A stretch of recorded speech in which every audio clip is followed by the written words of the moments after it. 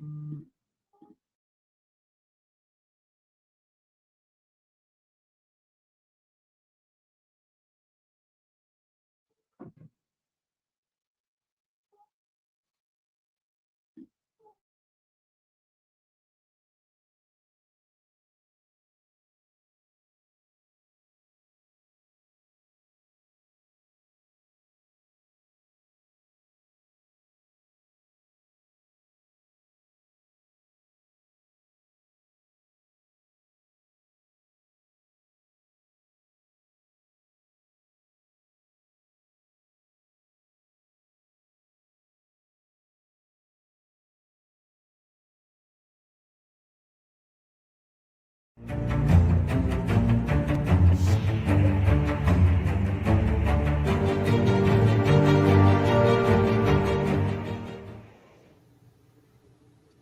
morning, everyone. Welcome back to this new session of our Volatility Corner with Ryan.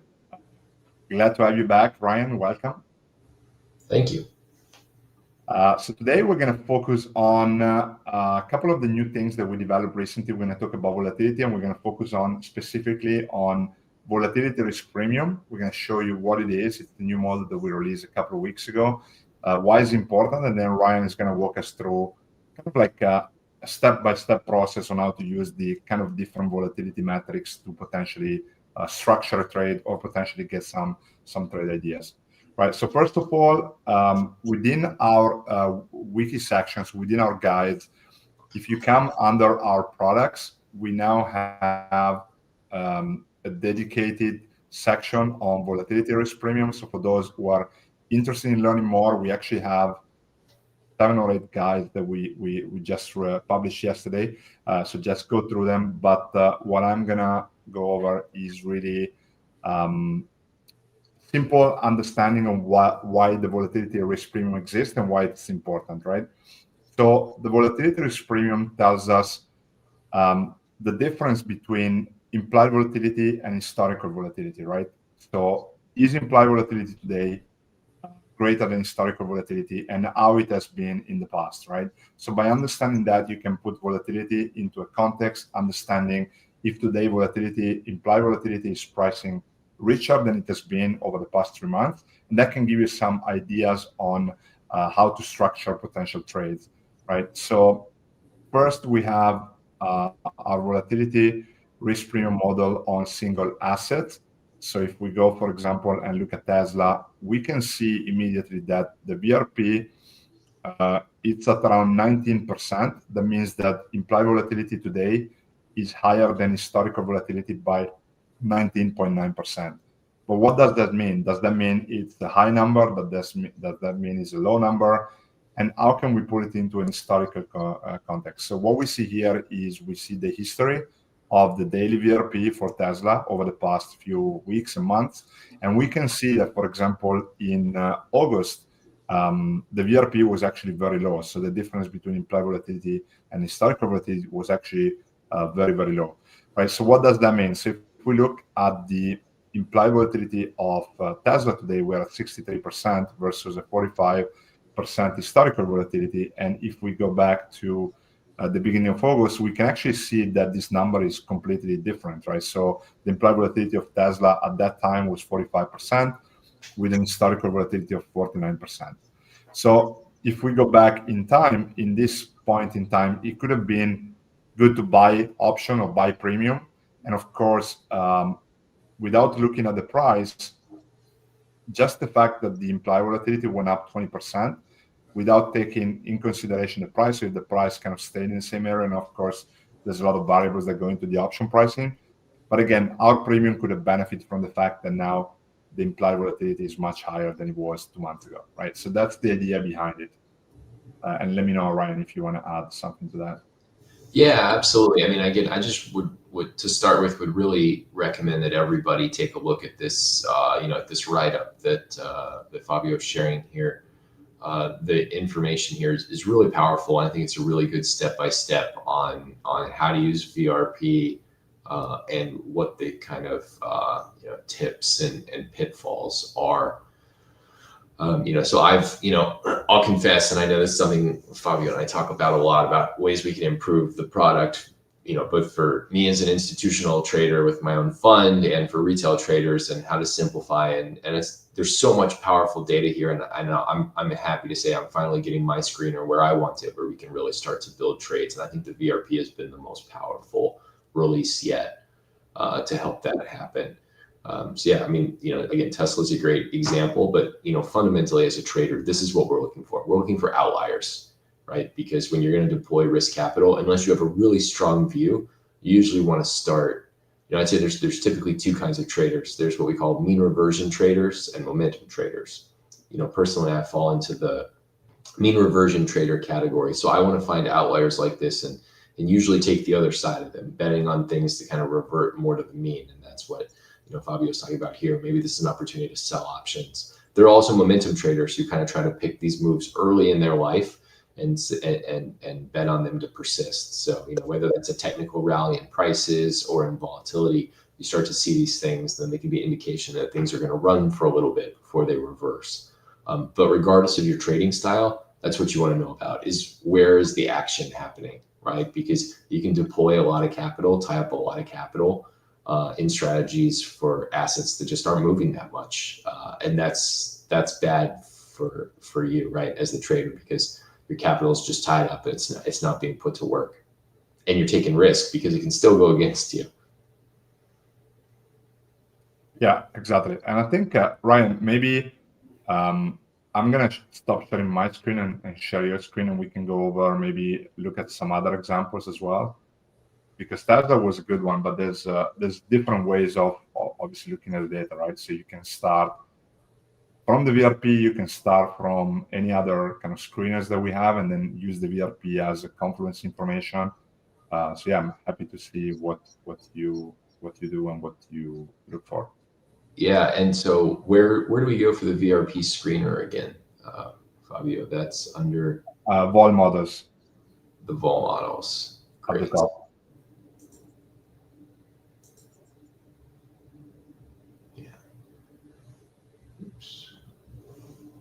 So I need to add command here and then get VRP, right? Yeah, the last two ones at the bottom. There we go. Yeah. So to me, this is the ultimate place to start. That's not to say that these are the only ones that are of interest, but this is the place to start. This is the first place that I would come as a trader every morning, which is why I'm so excited about this. We'll be kind of starting to deploy this into Senecal Capital's daily pipeline or workflow.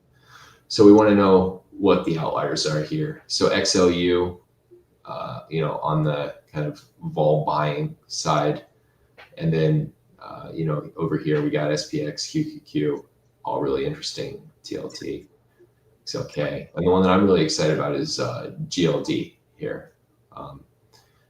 And I'll tell you why in just a second. But so this is where I would start, because that's the goal, is we really want to find outliers, whether that's VRP or Q score, which is the other one that I really like. That just kind of synthesizes everything into one number. As a trader, we always like to kind of start broad. Like, how do we look? There's so many assets out there. You can't be an expert on every single thing. You can't, or you can try to read about every asset every day, but it's going to take a lot of your time. And so what we want is things that can help us narrow down our view and figure out where to focus our time and energy. And so this is, to me, like the cleanest way to identify things to look at first. I'm particularly excited about GLD, and we'll kind of focus on that, and I'll tell you why. So the thing that I want to do whenever I go in, next step then is to walk into kind of how to get my watch list up. Oh, there we go. So then I'll bring up GLD here because it's pretty interesting. And I've set up my dashboard here so that I could show you how I would kind of walk through the different steps, right? So we want to start broad and then narrow down. So the first thing that I want to look at is, again, we can see this volatility risk premium. So before we saw that it's a pretty high today near the outlier step, but but I also want to know, has it been persistently high? Because maybe some things are always outliers. Maybe that's been going on for a long time. It hasn't, right? This is very recent, that it became an outlier, in the last month or two. And that's happened as we've seen this huge rally in prices. So that's what, that's what's particularly interesting to me. Something that was not all that interesting and then got really interesting over a month, and it coincided with a big price move. Next step is, does the Q score align with that? That's the big question for me as well. Is it just an outlier on BRP, or is it standing out on other things too? And again, here we see that the Q score is fairly, on the higher end. So then, if we think that volatility is a sale here, how do we go about putting on that sale? So the first thing I'm going to want to check is term volatility, term structure volatility. And for those who have joined me in Volatility Corner before, this is one of my first go-to charts to figure out where we want to structure our trades. Pretty clearly, we want to structure them, shorter dated if we can. Maybe 7 to 10 day type period.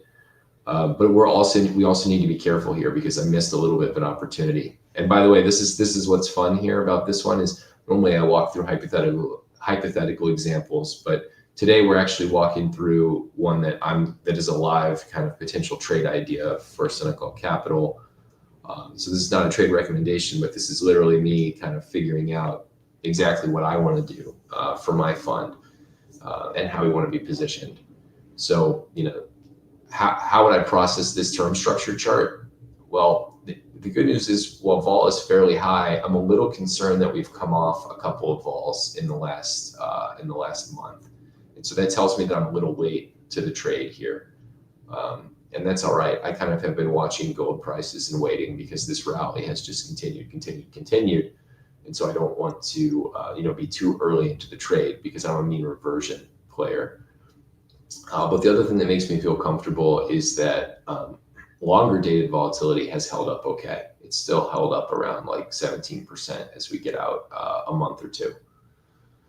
But if I am going to enter this trade, I'm going to be real cautious from a risk management standpoint. I'm going to look to make an initial trade, but I'm going to realize that it's probably going to move against me, or there's a very high probability it's going to move against me if we get back into this kind of 18-19% range.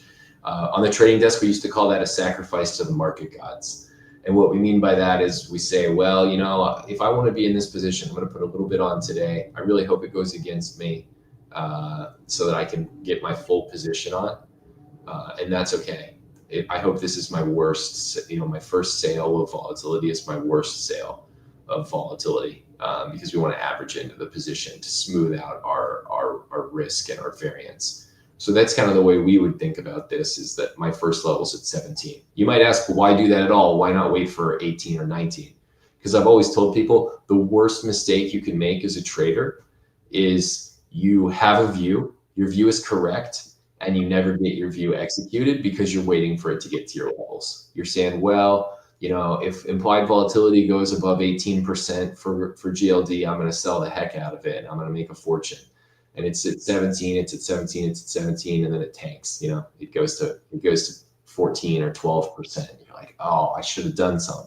So I always tell people, average it. If you have an idea, like, okay, if this thing goes to 19%, it's the sale of the year, or the sale of the decade.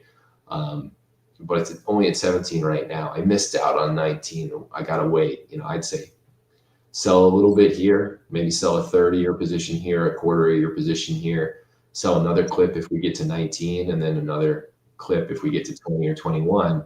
You'll still get your average level of 19. And if the momentum is turned and volatility has started to come off and stay off, you won't miss out on your trade. You'll still make some money, maybe a quarter or a third of as much as you'd hoped, but you'll make some real money. And at the end of the day, there's a lot worse things than making a profit too fast because the trade goes your way. So that's what we kind of always hope for. So that's what we call a sacrifice to the market gods. So that's what I see in this chart. Is I see that I still like these levels.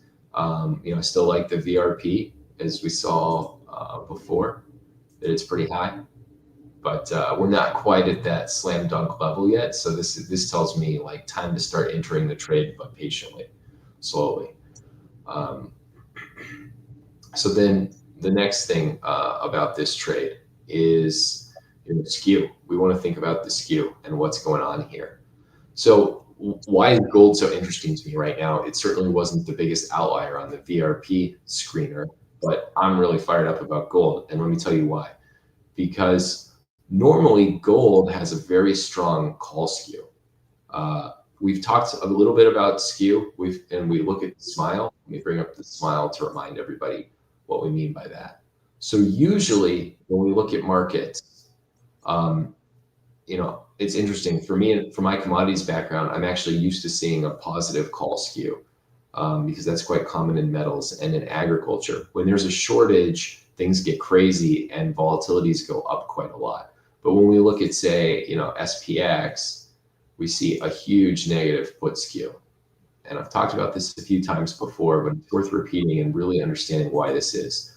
Why is implied volatility so much higher as the market falls? And the answer is that, that's when people get scared.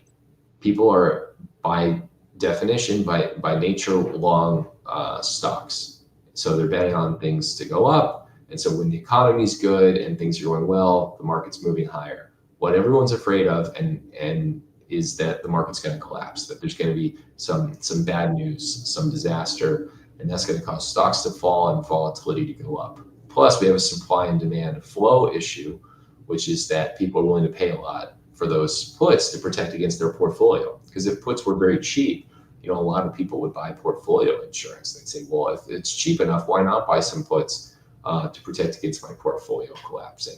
So you have both the actual correlation between volatility and price and the supply and demand issue, which causes puts to be very expensive. Gold is interesting because historically gold is the opposite. Why? Because when does gold rally? It rallies exactly when the S&P collapses, right? Usually people buy it as a safe haven. Historically, when you look at gold, and this is still SPX, you would expect gold to have the exact opposite. If market prices are collapsing from 65, 66, 6,700 down to 5,000 and volatility doubles, that's when people start buying gold. So you'd expect gold volatility to spike similarly because the whole world, the macro economy, should be pretty volatile. And so gold should have the exact opposite skew of this. And historically it does, because we're going to go back here to GLD and take a look at this. So historically it has a call skew. And you could see that that historically these calls, so this is, I believe, puts minus the calls, right? Yeah, so usually the puts were like 10% below. And so usually this was pretty in favor of like the higher implied volatility was towards the calls. And again, that's like exactly what we'd expect. But what's nuts is suddenly the puts have rallied significantly. So people are buying, and then when we look at the smile, it looks very similar to what we would expect for for the S&P. And that's exactly opposite of what I would have expected, right? I would expect this to look kind of like that because people are trying to protect against some sort of catastrophe.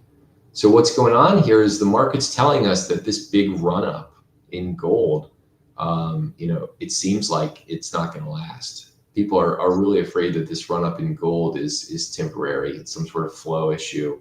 And then the market's going to fall and fall hard.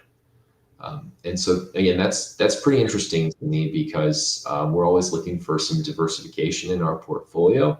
And usually that's kind of tough to do. You can buy gold, but the problem is, gold's very likely to go down or underperform if the S&P is going up and vice versa. But right now, gold's going up while the S&P is going up, and that's rare. And so we might also have the opportunity to bet on the opposite. Maybe we can bet on gold to fall while the S&P goes up. So that's what I'm really, or gold volatility to fall while the S&P continues to rise. And frankly, that's my bet. So what I'm thinking for something called capital is hey, now one of these two things has to change. Either gold volatility's got to come back down, implied volatility's got to come back down and gold prices have to settle back down, or the S&P is going to have to run into some issues, right? Because it's really hard to justify panic mode. We can't be in panic mode all the time while the S&P continues to march higher and the economy continues to perform. So I think one of those things has to change personally. I think that you've either got to see the S&P get weaker and some actual volatility come back into the S&P, or gold's going to have to calm down here. Again, this might be a short-term flow issue, maybe central banks buying gold, a few big funds trying to pivot. But again, this doesn't seem sustainable to me. Doesn't necessarily mean I think gold's going down, but I think the rate of change is unsustainable. So then if you kind of buy my thesis, and I certainly believe this thesis, that there's a real opportunity in selling gold volatility here, particularly against being long, say, S&P volatility, then the question is, great, well, where do we put our strikes? How do we actually execute that? And I think, Fabio, on that site, they talk about a few different nice ways that you can benefit from volatility, buying or selling. Iron condors are a great one. I really like the iron condor. It's a bit of a funny name. It's a bit of a complicated structure to read about, but it's really a clean structure. Effectively, selling a straddle, buying a strangle, or selling a strangle and buying a wider strangle. That is, in my opinion, the way to go, because it protects you from any extreme losses. It caps your potential losses, while also, so that you can live to fight another day, and so you can kind of calculate your risk capital appropriately. So if you're in, the other option is to delta hedge, which, if you're not familiar with delta hedging, you're, encouraged to check out some of our past videos. And, we're always trying to do educational things about how to delta hedge and trade options like a pro. So yeah, my next step would be to come look at these key levels and start to think about, where we want to get, if, the trade that I like right now is probably selling puts to take advantage of the put skew. But then what happens if gold actually collapses? I think I'd be selling some GLD or some gold futures to protect against that. Probably not 1-for-1, because I don't want to be short if we continue to, rally. But I want to at least protect against that put a little bit. So, one of the nice things about gold is being short commodities often has a carry trade when it's in contango. Let's see if we can pull up the GLD gold futures. Yeah, I think if you go under futures, yeah, click on futures first, right? Yes, futures. There we go.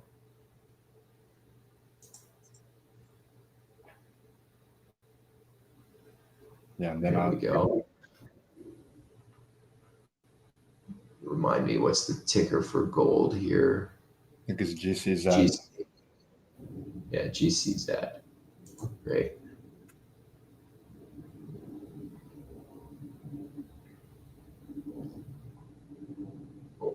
Let's see if I have my term structure in there.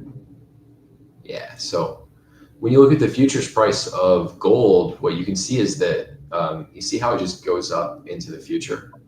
This is pretty common for commodities when they're well supplied, when there's no shortage. And so, whether it's gold, corn, wheat, crude oil, they typically look like this if there's enough supply. This is called contango.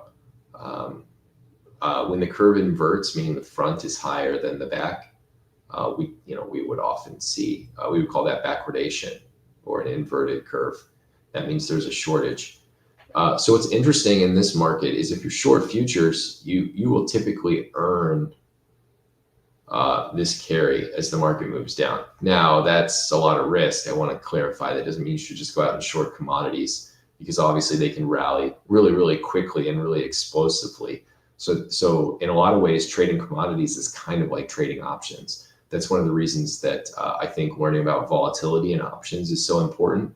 A lot of flat price trades, meaning a lot of just trades in the underlying security, end up looking like options trades. Like you can make a little, make a little, make a little, make a little, then lose a lot, or vice versa. You lose a little, make a lot. And what's that look like? That looks a lot like buying and selling options. You buy, you pay a little premium, you pay a little premium, you pay a little premium, you make a lot, or vice versa. You sell, you collect premium, collect, and then lose a lot. So I think, one trade we could look at here that I'm interested in is if we're short gold, we earn a positive carry because we expect it to roll down the curve and pay, I think it's something like 5% a year. If we go out, 365 days, we're looking at about, call it like not quite $200. I think it's pretty close to the U.S. Treasury rate if you divide it by 3,800. Yeah, it's about 5%. So you get about a 5 for being short gold. You earn about a 5% yield, which is nice, but that may not be worth it to take the risk of gold prices screaming higher if there's a crisis. But if we can sell a put as well, then we can sort of win, both ways. If the market rallies, we'll collect our put premium, and if the market sells off, we'll make money on our shorts. So that could be one way to earn volatility, a delta hedged sale. So we're short the gold future and short the put. So if I want to sell a put, we're going to go look at some resistance levels here. So this is where the key levels come into play. Oh, now let me go back to GLD just because that's going to be easier for a lot of our Click on that. Oh, yeah, there we go. Yeah, so we'll go back to GLD because that's going to be easier for a lot of our listeners to trade, and they're pretty close, like 99% correlated, looking back historically. So now we want to find the key levels. So what are the key levels? So if we're, I would want to get some sort of, put level, not too far out of the money, but because I don't like to sell teeny puts. You might have heard me talk about teenies before. Don't sell them. That's picking up pennies in front of a steamroller. Sell fewer options a little closer to the money, and then you can always sell more if it falls. So I'm looking at this, and it looks to me like the put support levels around 335, 348. Also looking at the swing model. Yeah, it looks like we'll get some support right around 340, 347, so that's kind of, to me, the what I'd be looking at. That's, I think, the trade that I'm thinking about. Now the trick is figuring out, when's the right time to get into the trade. For a mean reversion trader, you never want to be too early, but at the same time, you don't want to miss out on all of it. So that's why, for people who take the opposite side, you've probably heard me talk about Warren Buffett's old saying, you want to sell umbrellas when it's raining. So right now people are freaking out when, with this gold rally. And so we're willing to kind of take the other side of that, but we got to ease into it because I think people have thought this would end for a long time, and it just seems to keep going. So yeah, the trade for me that I'll be looking into is looking to short this and then probably sell puts right around these kind of support levels. So anywhere in that 335 to 340, 340 range. What did we say that the key level was? 340, yeah, 335. 335 to 348 is where I'd be looking to sell a range of put strikes against a short to be delta hedged. And that would give me a short vol position and a positive carry, meaning I'll expect to earn premiums from the option and make money on my short over time. Now, that can get ugly in the short term if the market tanks really hard or rallies really hard. But personally, I like trades that have a positive. The important part is not a recommendation, of course. It's just an example. Yeah, absolutely. This is absolutely not a trade recommendation. I think probably the average market player should not be selling short futures or shorting volatility necessarily. But I think this is a fun example to see exactly how a fund trader would work through each of these models in turn to kind of build out a trade. You can really see how we followed this step by step in order. And again, that's the thing that I want to emphasize before we kind of look at other questions or carry on kind of talking about how you can use VRP. But to me, again, I want to emphasize it's kind of this stepwise process. First, we look for an outlier. VRP and Q-score are, in my opinion, some of the best ways to do that. So VRP tells us that there's a volatility sale here. Term structure tells us, how volatility compares to before. It's down a little, but not too much, and helps me think about how much risk I have. Makes me think, okay, well, it looks like kind of worst case volatility could run up to 22%. So for those who remember, we talked about Vega. Our Vega's how many dollars we can make or lose if volatility moves. So if I were to sell, 10,000 Vega, then that would mean that for every 1 point vol increase, then I would lose $10,000. So if I start entering this trade and I do 10,000 Vega, and it goes from 17% to 20%, if that happens quickly, even if the market hasn't moved at all, no time has gone by, right out of the gate, I'm going to be down $30,000 on the trade, right? So that's, you got to understand the risk on these things, and these charts can be very helpful. And if we go up here to 22, I lose 5 vols, I'm going to be out 50 grand out of the box if I trade 10K of Vega. So, you always want to size your trade appropriately. You always want to try to get your Greeks. And by the way, a nice feature that I just saw, a lot of the common, I don't know if Robinhood has it. I know that's really popular for the new generation of options traders, but a lot of the classic brokerages now offer some simple Greek models. So if you go to sell in your brokerage, like on Schwab or E-Trade, you can see that they'll show you your Vega when you price up the option. So you might not have ever looked at that, or you might not have clicked on the full detailed quote, but I highly recommend looking at that, because that tells you exactly how much you're going to make or lose for each share of the option that you trade if implied volatility moves. So, that's that's how this chart's really useful to help me size up my risk, thinking about how much implied volatility could move. I'd also probably do a little more research. I'd go back and see what it's been over the last several years, or 5-10 years, to get a little bit more comfortable with the band of my risk. But, I'd pretty confidently say that if I sell volatility around 17, that 22 is probably kind of my downside if I start losing. So I would size my position to be ready to add personally, with the goal of kind of trying to average in around 19 on that sale. So again, that's the step-by-step process. It's all about, find the opportunity with the screener, zero in on the volatility curve, think about your risk, think about how much risk you're running, and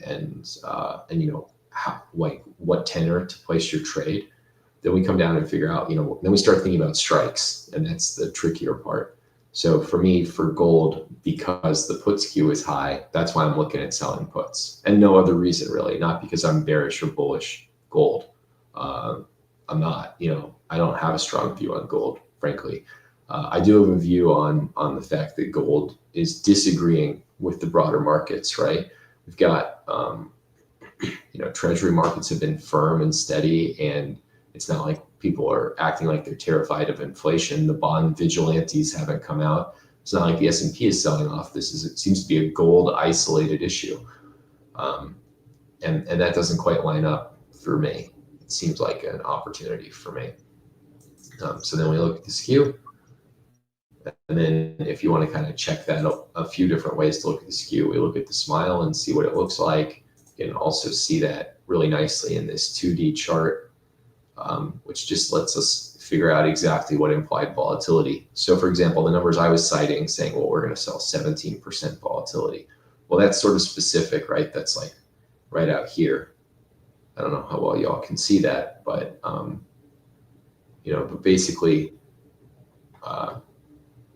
maybe if we go sell put skew, like if we focus on a 30-day, downside put, looks like we're going to get more like 22% implied volatility, which is pretty healthy.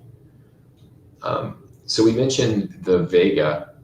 It's just one other thing that you should realize is if you're delta hedging, you can calculate your options break even. And that tells you, how much the underlying will need to move each day for you to make or lose money if you're delta hedging.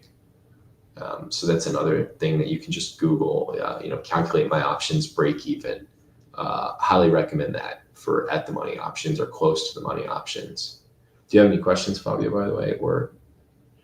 No, we have one question from Ron. So yeah, guys, if you have questions, let us know. But no, I think it's great. Yeah, so I will try to work up an example of an iron condor.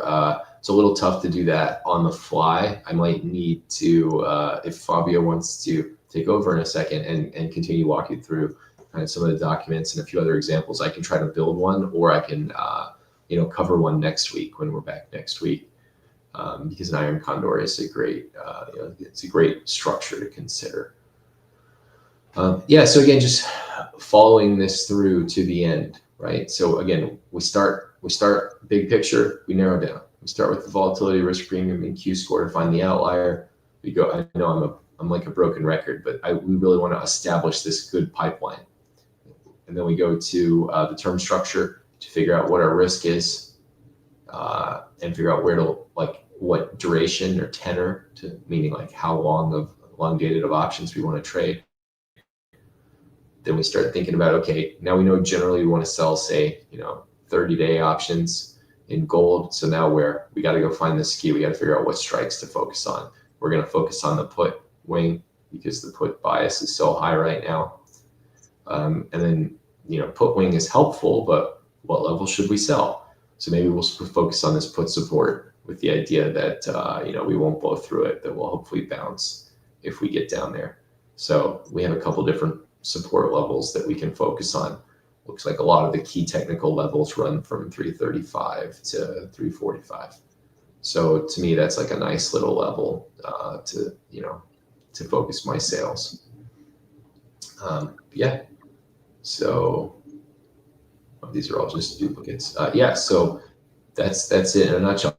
And then the swing model is just another nice way to find support and key technical levels. And so it looks like it gives us a nice lower band right there, and to see how that's changed and and see if gold has kind of honored that. And it looks like it has pretty well so far.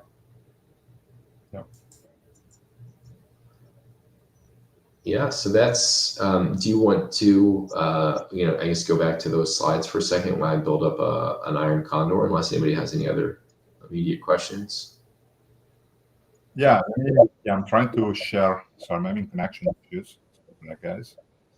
Let me see if I can share my screen.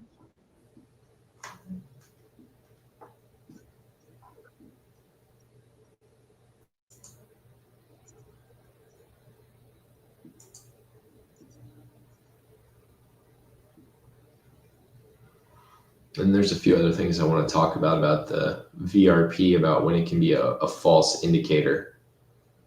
Yeah. And we can go over that together.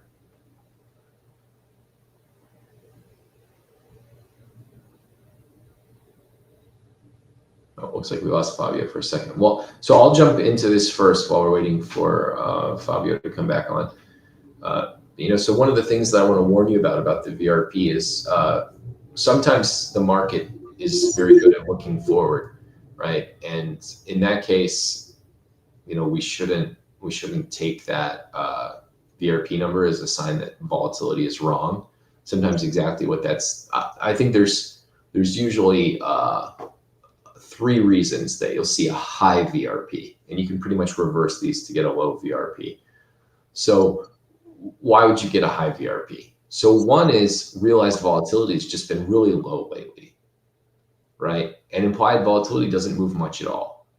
And in that case, that's really market makers kind of saying, we don't want to chase it down. You know, if volatility is traditionally 15% and it runs down to 12% or 11%, and implied volatility is at 15 or 16, that's going to look like suddenly the VRP goes from 0 to 4 or 1 to 4. And you might say, wow, that's a real opportunity. And it might be. But it's also very possible that the market's just saying, well, nobody's willing to sell implied vol. Nobody thinks that this decline in realized volatility is sustainable. So basically, nobody wants to make a big bet on selling volatility at such low levels. We'd like to see it go higher. It was already kind of low, and now realized volatility is just getting lower. So there's just not enough, reward for taking on the risk of selling options. So that's one reason we can see a high VRP. The other reason that we can see a high VRP, and the best one, again, is like when there's a real opportunity, is when people are getting stopped out. So if market makers or big institutional players or retail traders were short a bunch of options and then things got really volatile and they have to scramble to cover some of their short options, then you could see volatility scream really high. So realized volatility is going up, but implied volatility is going up even faster because people are trying to get bailed out. And that's the best opportunity, right? When we talk about selling umbrellas when it's raining, that's what we would really like to capture. We'd really like to capture when implied volatility is going up too fast because people are scrambling. And then it's almost like selling insurance, right? Like we're selling into a panic, and that's the ideal way to take advantage of the high VRP. And then there's one third reason that you would see a high VRP, and that's that regardless of how high or low implied and realized volatility are, the market sees a forward event coming on the horizon that's going to change volatility. And so that's the other thing you really have to look out for. So you've always got to check, make sure there's no upcoming earnings events, or if it's a tech company, maybe they've got a big, product launch that's really going to drive their thing, or, maybe if it's, maybe their CEO is planning to give some guidance, or there's some big number that the analysts look for tracking sales. So any of those things could also give you a high VRP, because they're not telling you that implied volatility is not telling you necessarily based on what realized has been. It's telling you what's going to change in the future. So those are the three reasons to look for. Two of those are bad. We don't want to be short volatility if it's the first or the third. So we don't want to be short volatility if the market's going to change and it's going to get volatile soon, or if it's just it's not a good risk reward to be selling options right now, because even though realized volatility is quite low, unless we're really confident that that's going to stay, we're not getting paid a lot to sell options. We really want to try to isolate the case where there's panic in the market and take advantage of that. And then, so real quickly, I'll just walk through the three counterpoints to that, which are, so we talked about a high VRP. What about a low VRP? So what about when volatility is really cheap? So, so implied vol is much cheaper than realized vol. Sounds like we should buy vol, right? Well, in this case, I'd really like to look at the absolute level of volatility. And so maybe the market just had a big event. So we could just invert basically those three things. So in this case, instead of an event that's upcoming, maybe we just had an event. So realized volatility was very, very high. And implied volatility is pretty cheap, but that's because the event is past and things are going to quiet down a lot. And we see that a lot in like commodities markets, where I focused historically was agriculture. So, right after the summer, kind of after a drought or something, or a fear of a drought, you had really volatile markets, and then realized volatility would start to decline, but implied volatility is much lower. And so you think to yourself, well, that's a good buy. But actually volatility is up at 30 or 40, 30% when it's normally at 15 or 20. And so you're still buying very expensive volatility. So that's, the first mistake to look out for.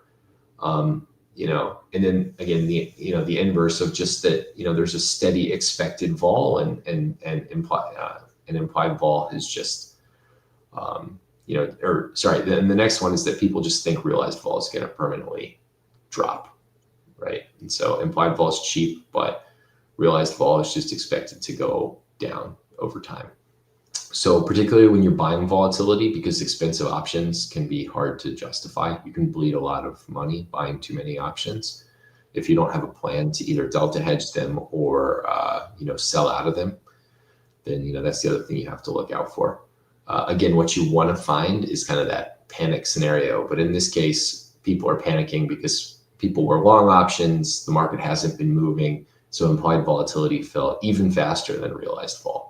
So you're getting a really good, think of it as like discount rate to buy insurance, to buy protection against a rainy. It's like buying umbrellas in this case, on a sunny day, so you can turn around and sell them when it starts raining, right? You want to buy, if you're one of those, for those of you who live in the big cities and know that on a really rainy day, there's a million salesmen walking around Manhattan, selling umbrellas on a rainy day. You got to buy your inventory in, when the sun is shining in July, so that you're ready.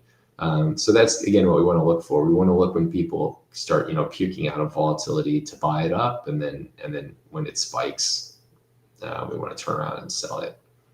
Fabio, did you have follow up to that you wanted to give, or did you want to? Yeah, no, I think it was great. And so the goal of this session, yes, to show you the kind of process behind kind of like how institutionals are kind of using the data.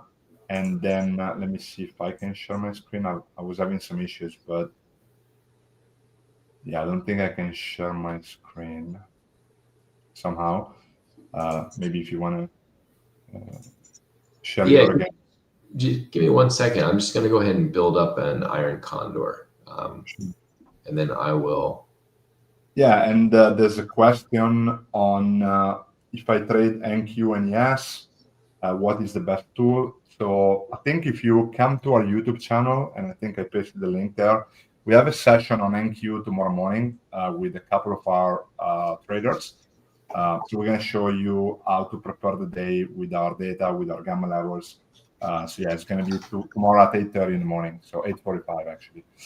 You can find the link on our YouTube channel under live, or use the link that I just posted on the chat.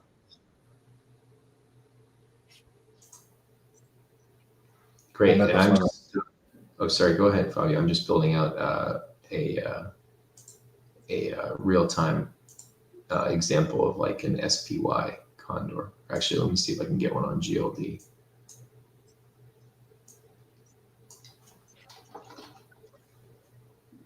Yeah, and then for those who are not familiar, when I talk about iron condor, so the iron condor is really two-leg, kind of like, or four-leg strategy, but you're selling calls and selling puts, so you want to benefit from low volatility, and you want to benefit from the price staying within a range. If that happens, then you obviously pocket it.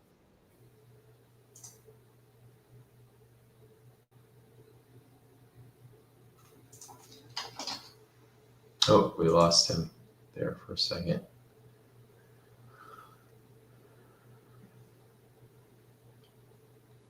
Yeah, so the iron condor is basically like, if for those who are familiar with a credit spread, like a call spread or a put spread, like a vertical call spread, or you cut out there for a second, Fabio, but you can. Yeah, sorry for that.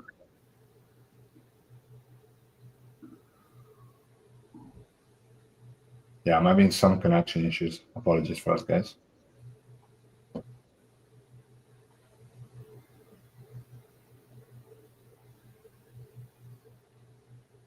You can hear me, Ryan, right? Yeah. Yes, I can hear you fine. Go ahead.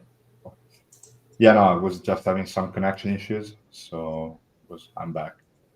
All right, let us know, guys, while Ryan puts together the screen. Let us know if you have any specific questions about volatility and how to handle volatility, on how to use it, like institutions are using it, and any really questions about options that you have. Yeah, I'm almost done here. So I've got a 3.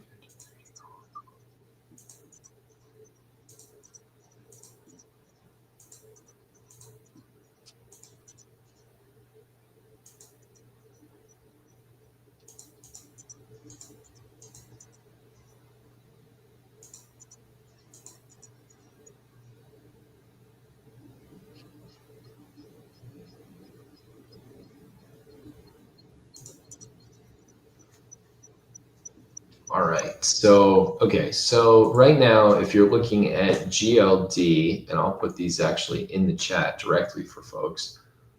If you're looking at the GLD call spread, as an example, looking at the first week of November settlement. So if you look at the 353, 360 call spread, for selling that, you would earn about $1. So you would collect $1 for selling the call spread.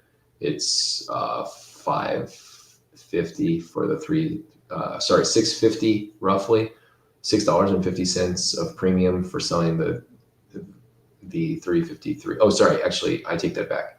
The call is 868. The call is 868, and I was looking at the put. So a 353 straddle. So there's two ways to look at an iron condor. You can sell a straddle and buy a strangle, or if it's easier for you to think about it, it's a call spread and a put spread. So I'll start with the call spread example. So the 353 call is worth 868, and the 360 call is worth 553. So you'd receive 868 for selling that first call, and you'd pay away 550 for buying back the upside call for a net premium of a little over $3, $3.30. The put spread, the 353 put is worth 650. The 346 put is worth 370. So you'd collect just about 280. So we said 330 and 280. So this iron condor, you'd collect about $6 in premium. You'd collect $6 in premium, but then, your risk is, of course, that it goes through either one of these legs, and so then you're risking, I guess, $14 here.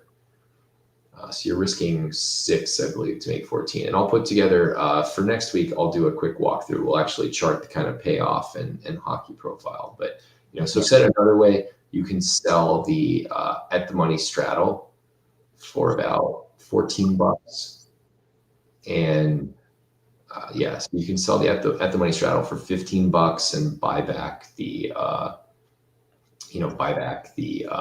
out of the money strangle for $7. It's moving quick here, for $9. So, or $7, $8. Sorry, $8. So 15 versus 8, or 16 versus 8. So you can collect somewhere between $7 and $8. Or $6 and $7 for selling the at the money straddle and buying back the strangle. So we'll look next week more at the payoff profile of what actually happens if you do that trade and how much money you're risking. Yep, sounds good. Awesome. All right.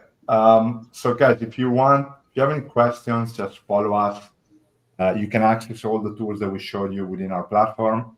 We're going to be back next week with Ryan at the same time on Thursday. Actually, not next week. We are going to be the following week because I'll be traveling next week, Ryan. So we have to do the following week. But we go over that when we come back, in a couple of weeks. Great. Thanks all. Awesome. Thank you, guys. Have a good one.